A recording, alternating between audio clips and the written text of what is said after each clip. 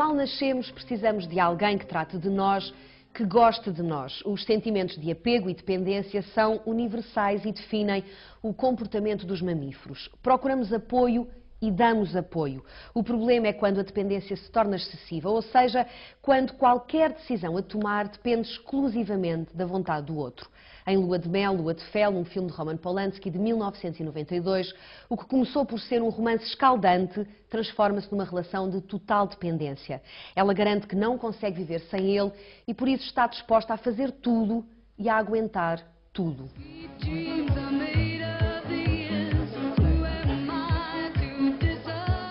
I was getting to her at last. I'd achieved the impossible. She was losing her looks and her figure, wasting away, breaking out in nervous rashes, developing spots.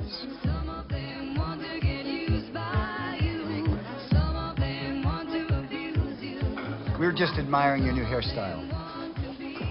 Really? Yeah. Susan here thinks it suits you. I do too. I can't put my finger on it, but it reminds me of something. No, Rita.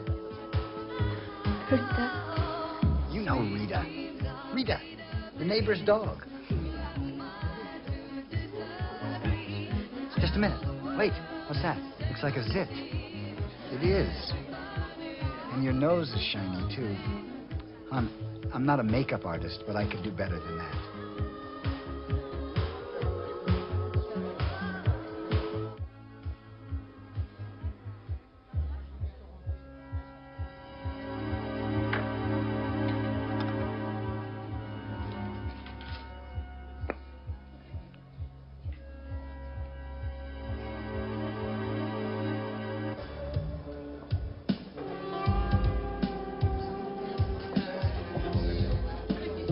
Hey, I didn't know we were having a Halloween party.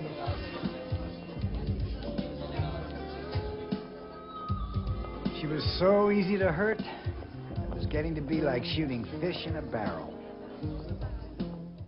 Vítor, ao ver esta cena, não sei se por eu ser mulher, não sei, já me dirá porque vai dar-me seguramente a sua opinião, eu sinto muita vontade de dizer a esta mulher: para com isso, vai-te embora, não aguentes mais. O problema é que quando estamos a falar de alguém dependente, este tipo de conversa não faz sentido, não é? Não, não faz sentido. Esta cena de facto é muito forte. É muito forte porque mostra até que ponto as pessoas com personalidade dependente podem chegar em termos de humilhação, em termos de serem abusadas, de serem maltratadas. O grande receio destas pessoas, o medo, o que as angustia muito, é serem abandonadas. E, portanto, fazem tudo para não serem abandonadas e aguentam o que for preciso, porque tudo isso é menos danoso do que, de facto, ser abandonado. Antes desta cena, um pouco antes desta cena, há uma outra em que ela se ajoelha diante dele e diz isso precisamente: eu faço tudo o que tu quiseres, mas, por amor de Deus, não me abandones. Diz que podes ter outras mulheres, eu limpo-te a casa toda, eu faço o que for preciso. E faz mesmo. E faz de facto, não é? E ele aproveita, aliás, ele dá a desculpa de que todos nós temos um pouco de uns traços sádicos e, portanto, pô-los em ação e aproveita e, de facto, humilha. E é o que acontece a estas pessoas quando encontram pessoas com personalidades com traços sádicos ou com traços psicopáticos, que já falámos noutro programa. De facto, podemos chegar a extremos de humilhação, de abuso, enfim, de todos os tipos de maltrato. E é uma situação que mostra bem o que é o pânico de uma personalidade dependente. São aquelas pessoas, mesmo que não cheguem a estes, felizmente a maior parte não encontra este tipo de pessoas como parceiros, mas são sempre pessoas que não são capazes de estar sozinhas, são pessoas que delegam sempre as suas decisões nos outros. E, portanto, tu é que sabes, escolhe tu, mesmo as coisas mais importantes da sua vida. Ou quando dão uma opinião, imediatamente acedem, se a outra pessoa diz: não, mas eu acho isto. Bom, então viram logo da opinião: pois, tu é que tens razão. E o que interessa é que o outro esteja o suficientemente satisfeito para que não abandone a pessoa. E, de facto, estas pessoas vão acabar por ter uma autoestima muito baixa, porque uma pessoa que depois não é capaz de se afirmar acaba por se sentir mal e tem tendências para a depressão. E, no fundo, emocionalmente são como crianças, não é? Porque as crianças é que são completamente dependentes dos pais, não é? E, portanto, precisam de alguém que cuide delas. Estas pessoas acham que tudo o que está bom, tudo o que é bom está fora delas.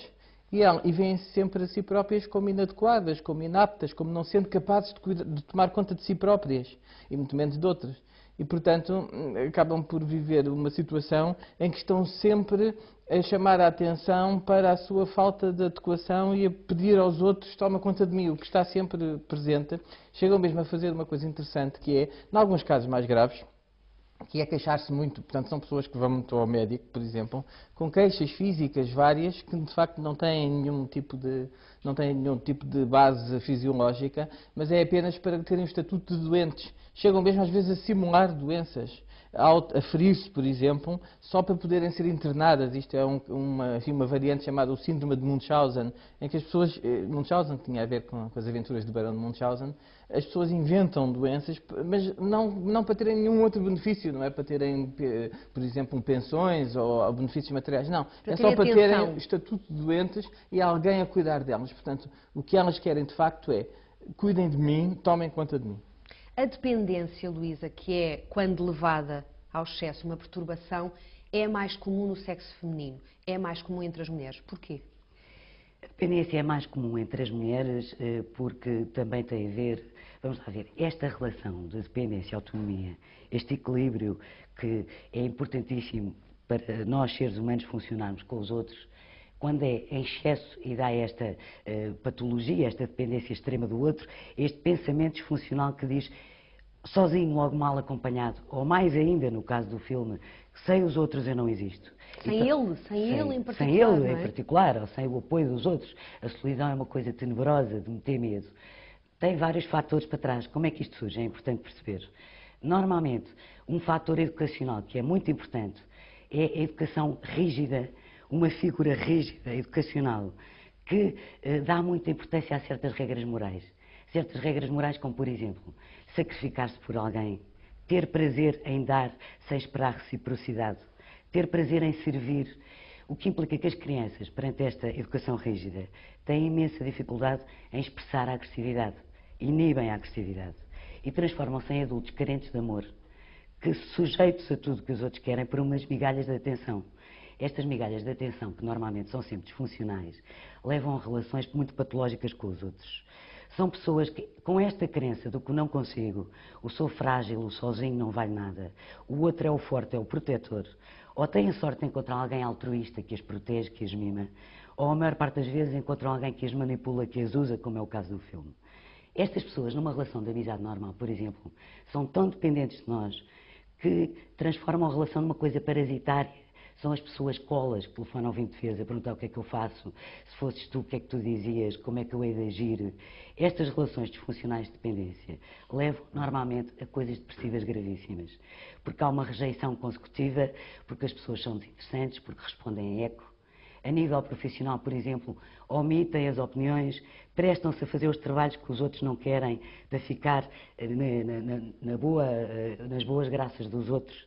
E, portanto, ao longo do tempo, o que parece esta submissão, esta docilidade excessiva, torna-se um peso para os outros. São pessoas pesadas, são pessoas que invadem o espaço do outro com as suas inseguranças e, por isso, têm uma vida relacional extremamente perturbada. Pois, mas se há alguém que depende, não é? E se essa pessoa que depende consegue estabelecer uma relação, é porque há alguém que gosta de estar com alguém dependente. Tem que haver os dois lados, não é? Se calhar estas pessoas dependentes conseguem encontrar quem gosta de viver sempre com alguém que depende delas, não é? A Catarina pôs a questão muito bem. Normalmente as mulheres escolhem os homens viris, os protetores, o é capaz de me proteger e que ou são as tais pessoas com um bocadinho de sorte, têm alguns traços de proteção saudável, ou são pessoas sádicas que exercem sobre elas algum grau de violência e de humilhação. E os homens, por seu lado, também escolhem normalmente mulheres maternais e protetoras. Mas a maternalidade, essa coisa de ser mãe, tem muito a ver com dar atenção, carinho, proteção, não é? Por um lado é isso. O que estamos a falar aqui é exatamente o contrário, de alguém que precisa de uma mãe para o resto da vida. E projeta essa ideia de mãe no companheiro, não é? Nos amigos. Precisam de ser cuidados, mas podem disfarçar essa necessidade de ser cuidados fingindo que estão a cuidar. Também há essa, por exemplo, mães dependentes são capazes de, a pretexto de cuidarem das filhas ou dos filhos, mas mais das filhas, estarem de facto a ser cuidadas por elas, mas a pretexto de cuidar estão sempre, permanentemente, impõem a sua presença. De facto, como disse a Luísa, o dependente impõe a sua presença, torna-se uma pessoa chata por isso. Ora bem, ele tem noção disso, tem noção de que pode ser chato para os outros. E, Mas portanto, não consegue parar. Não consegue parar de maneira nenhuma. E, portanto, pode disfarçar desta maneira. Eu estou aqui porque estou a cuidar, mas, de facto, o que está é ser cuidado. Marilyn Monroe, ícone sexual do século XX, atriz de cinema, mulher fatal, desejada, símbolo de beleza e sensualidade, mas também de fragilidade e desequilíbrio. A cena que vamos ver a seguir é retirada de uma minissérie de 2001 realizada por Joyce Chopra. Marilyn não quer, mas aceita fazer um aborto. Sente-se dependente, incapaz de decidir sozinha. Acaba por fazer, contra a vontade, o que os outros decidiram por si, não ter a criança. I don't know what else to do. I can't count on them for anything. I'm alone.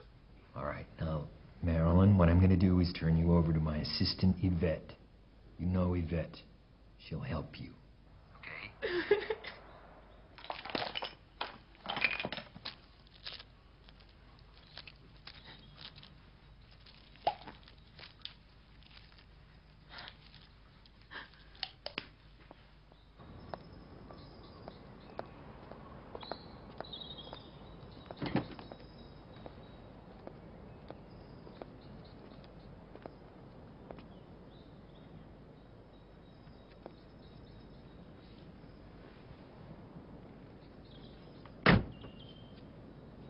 Don't worry, Marilyn. It's all taken care of. It's a clinic. Nothing backstreet or dangerous. I've changed my mind. You won't feel a thing. No, I've changed my mind. I have arranged everything.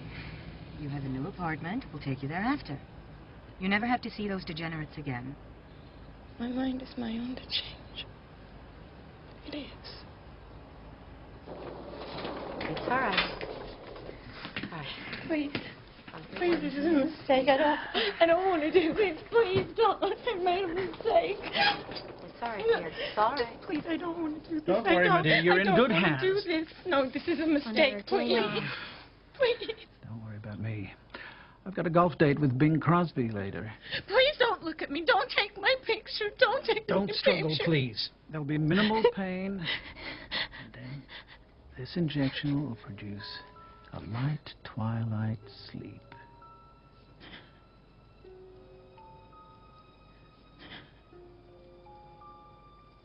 You don't understand. This is a mistake. This isn't me. Vítor, como é que se pode ao mesmo tempo ser tão dependente e ser aquilo que Marilyn Monroe era, um ícone, uma pessoa seguida por tantas outras pessoas? É uma pergunta muito interessante, exatamente porque eu penso que a Marilyn não era só dependente. Quer dizer, há aqui traços histriónicos bastante marcados, que nós já falámos desta personalidade, e de facto a Marilyn tem traços de dependência muito claros. Esta cena que nós vimos é uma cena em que ela de facto quer ter o filho e acaba por ceder, que é muito característico dos dependentes, cedem a sua vontade à vontade dos outros, portanto não convinha ao estúdio, etc. E portanto ela vai fazer Por mais que sejam questões absolutamente determinantes na vida. Portanto, as escolhas fundamentais são entregues a outros, não é porque a pessoa não se sente com capacidade para as tomar. Mas aqui também há traços histriónicos. Aliás, talvez valha a pena lembrar aos nossos espectadores que os tipos puros são raros. Nós podemos dar aqui a impressão errada de que, como falamos de diferentes tipos de personalidade, e na sua forma pura, digamos assim, parece que as pessoas se encaixam todas nestes tipos, mas não é verdade. Isto aqui é apenas uma classificação, entre outras, e nós encontramos muitas vezes pessoas que têm misturas, preenchem critérios até para mais do que uma personalidade e para mais do que uma perturbação de personalidade, que aqui estamos a dar um enfoque em traços muito marcados.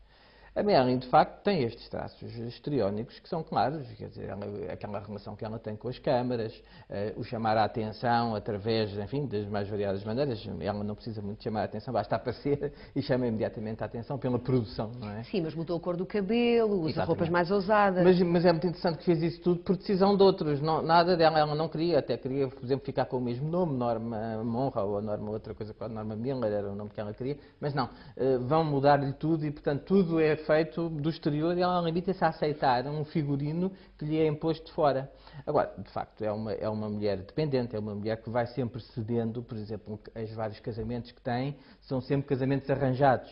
É uma mulher que de uma infância, de facto, que não tem pai, que é qualquer coisa que a marca muito, não é a procura do pai, daí alguma atração por homens mais velhos. É a questão, de facto, da mãe ser uma mãe que não dá, enfim, que não é capaz de cuidar dela. E, portanto, ela sente sempre que vai precisar de alguém que cuide dela, porque a mãe acaba por ser institucionalizada, anda em orfanatos, anda em lares de acolhimento, etc. E, portanto, vai sempre cedendo, digamos assim, as suas decisões mais importantes, os filhos, portanto, acaba por não ter filhos, porque isso não lhe é permitido, não convém ao estudo. É a questão até da sexualidade, portanto, ela sujeita-se a vários tipos de, digamos assim, de relacionamentos sexuais e eventualmente não desejados apenas para conseguir papéis ou para conseguir, sobretudo no princípio da carreira, com cenas até de humilhação, que aparece também nesta série. Logo ao princípio, o produtor, enfim, o dono, enfim, o homem mais importante do estúdio acaba por decidir tudo por ela. São os casamentos, também são casamentos que convêm à carreira. E, portanto, toda a sua vida acaba por ser completamente decidida de fora. Mas ela, de alguma maneira, isso é uma maneira também de cuidarem dela. Embora acabe por lidar com a angústia do abandono que mesmo assim tem, ficando também dependente de substâncias. E, portanto, ela acaba por tomar muitos barbitúricos, enfim, substâncias tranquilizantes que na altura se usavam muito. E que acabaram até por levar à sua morte. Não sabemos, não se sabe exatamente. Provavelmente, não é? Enfim, há outras possibilidades, como sabe, mas que ainda estão no domínio da ficção. Não, nem deixa de ser. Aliás, é curioso nós pensarmos que é uma figura tão dependente, que se calhar esta coisa de morrer aos 36 anos, não sabendo bem como, se calhar também não foi ela que decidiu, não é? A morte dela, não é? Depende, o fim da vida depende de outras pessoas. Deixa-me pegar numa coisa que a Luísa disse há pouco, que a dependência se desenvolvia em contextos onde havia uma figura familiar muito forte, não é? Disse isso, se bem percebi. No caso da Marilyn Monroe, não. Estamos a falar sobretudo de abandono. Ainda bem, é uma pergunta interessante, Catarina, porque eu estava a falar há bocadinho de um traço específico, que era um traço em que a pessoa se sujeitava a uma situação humilhatória. Ou seja, é uma dependência já tão grande que sujeita-se a uma situação de humilhação para manter o outro, para ser protegida pelo outro. No caso da Marilyn, tal como muitas personalidades dependentes, os fatores educacionais não têm só a ver com essa figura perentória, firme, omnipresente, que faz um bocadinho o papel do sádico, que impede a agressividade. Muitas vezes, os pais hiperprotetores, exatamente o contrário. Os pais que fazem do mundo um local perigoso, cheio de perigos imensos, que protegem a criança, que a impedem de subir ao escorrego, não vai ela partir o joelhinho e magoar a testa, a impedem de explorar o mundo e de criar a sua autonomia. Algumas vezes também criam estes traços de dependência, de passividade patológica, de submissão. Outra coisa, neste caso, é os acontecimentos de vida. Ela não sabe do pai, a mãe teve uma doença crónica e aquele sentimento de perda, aquela angústia brutal de separação da Marilyn, ou seja, a ausência de uma figura que lhe ponha limites ou que inclusive a estimule a criar a sua autonomia, é o que se verifica aqui. Mas uma pessoa pode perceber, um adulto, em determinado momento da vida, pode perceber que é dependente ou não, ou é qualquer coisa que se vai desenvolvendo. Muito bem, há esse meio, não é? Que é fundamental, há essas características que são fundamentais estarem reunidas para que se desenvolva uma personalidade com traços dependentes. Mas o que eu pergunto é possível que viva parte da vida com alguma tranquilidade e de um momento para o outro, por exemplo, numa relação, perceba, eu sou dependente, eu dependo tremendamente de alguém. Estes dependência, de virem de muito para trás, normalmente uma fase muito precoce de vida, são egossintónicos, ou seja, a pessoa não os sente como estranhos a si. De maneira que há uma circunstância de vida violenta, por exemplo, uma separação, uma morte de alguém querido, uma ruptura, e a pessoa procura-nos, por exemplo, pela sua depressão ou pelo consumo excessivo de medicação ou de álcool, e nunca por se sentir dependente, nunca por achar que estes traços lhe são egodistónicos. Agora, é curioso, esta noção de dependência, que tem muito a ver com a nossa parte do mundo, a nossa cultura ocidental, em que um adulto que depende excessivamente do outro e não sabe expressar os seus pensamentos, as suas vontades, os seus desejos, é considerado com traços patológicos. Nós vimos no mundo árabe e no mundo africano ainda hoje a dependência patológica ser uma coisa perfeitamente normal. Portanto, nós, quando classificamos uma pessoa de dependente, temos que a integrar no seu contexto cultural, religioso, económico e até histórico. Se estivermos numa relação entre dois adultos e eu, por exemplo, estiver a relacionar-me com alguém que, como a Luísa disse, liga 20 vezes ao longo do dia, não toma uma decisão sem me consultar e isso incomoda-me. O que é que eu faço? Digo-lhe, calma, estás a ligar demasiadas vezes ou fala-se com a pessoa, deixa-se a relação correr, não se atende o telefone, o que é que se faz?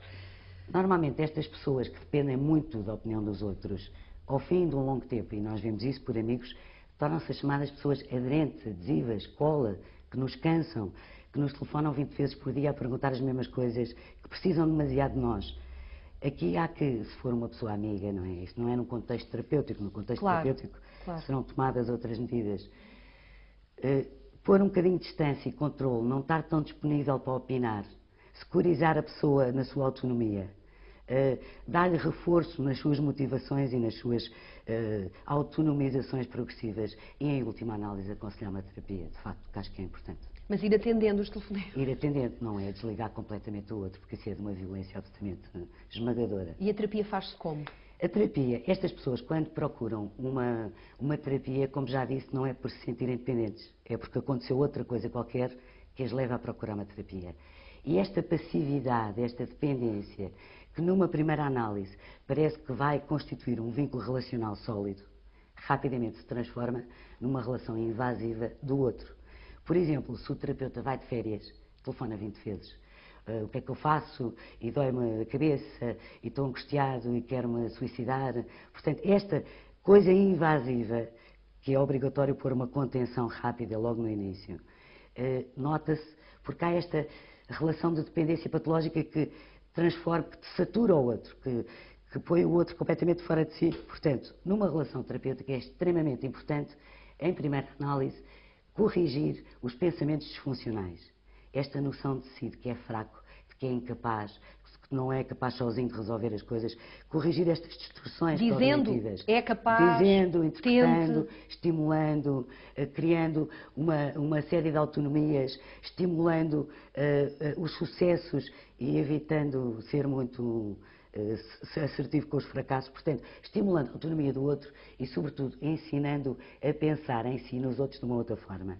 E, pronto, e ter muita paciência, porque isto é um processo muito demorado e muitíssimo complicado. Percebe-se logo, Vítor, quando entra alguém no consultório com este tipo de traços, percebe-se logo? Os dependentes, do modo geral, acabam por ficar, como é natural, dependentes do seu terapeuta. Mas o terapeuta percebe logo, está perante logo ali nas primeiras encontros? Sim, porque, por exemplo, a pessoa fica ansiosa com qualquer tipo de desmarcação, por exemplo. São pessoas habitualmente pontuais e que têm fantasia. Estou-me a lembrar de uma paciente dependente que tinha fantasias de que eu, mas aquelas fantasias angustiavam-na, de que eu ia abandoná-la e que, portanto, a qualquer momento ia romper a terapia, porque estava farto dela, porque ela era chata, por exemplo, ou então chegava mais cedo, portanto, na hora da terapia, chegava mais cedo e estava aquele momento aqueles minutos muito angustiada até perceber que eu já estava no consultório, então que eu ia chegar, porque achava que eu não ia chegar e que não ia ter sessão. E, portanto, estas pessoas manifestam e torna-se depois muito difícil, de alguma maneira, que o processo avance e que elas se tornem mais autónomas e, de facto, é preciso ir encorajando a autonomia, mas primeiro é preciso estabelecer laços e de alguma maneira, transmitir de que a pessoa pode ser autónoma sem risco, porque a minha leitura da dependência é de que a pessoa passou por vivências, habitualmente com figuras parentais, de que havia uma mensagem subliminar de que ela não podia sozinha afastar-se. Ora bem, portanto, a pessoa está sempre à espera de uma punição, e a punição é o abandono, se ela for autónoma. Portanto, é preciso fazer com que a pessoa sinta que pode livremente dar os seus passos, sem que isso tenha consequências negativas para ela. Pôr nas mãos dos outros decisões importantes como onde viver, que tipo de emprego ter ou, mais simplesmente, que roupa vestir. Aceitar ser violentado apenas porque se sente incapaz de viver sozinho. A dependência impede a ação e cria um inevitável mal-estar.